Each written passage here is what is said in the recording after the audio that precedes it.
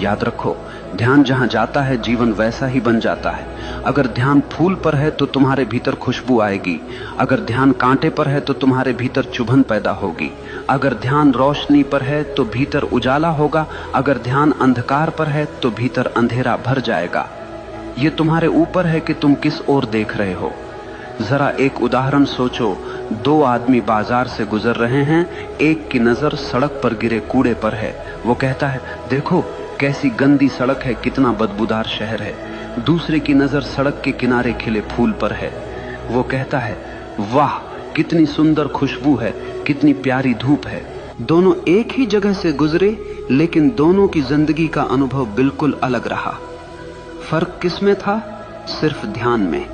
जीवन में भी यही होता है। तुम्हारे चारों तरफ अच्छाई भी है, बुराई भी है, रोशनी भी है, अंधेरा भी है, प्यार भी है, नफरत भी है, लेकिन तुम्हारा ध्यान किस पर है यही तय करेगा कि तुम्हारी जिंदगी कैसी होगी।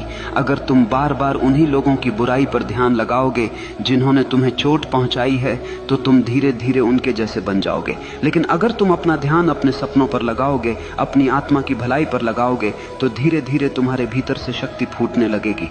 यही कारण है कि महान लोग कभी दूसरों की आलोचना पर ध्यान नहीं देते। वे जानते हैं कि उनका ध्यान सबसे कीमती है, और जो चीज सबसे कीमती होती है उसे बेवजह बर्बाद नहीं किया जाता। अब सोचो, अगर तुम्हारे पास एक हीरा हो तो क्या तुम उसे किसी गटर में फेंक दोगे? नहीं ना।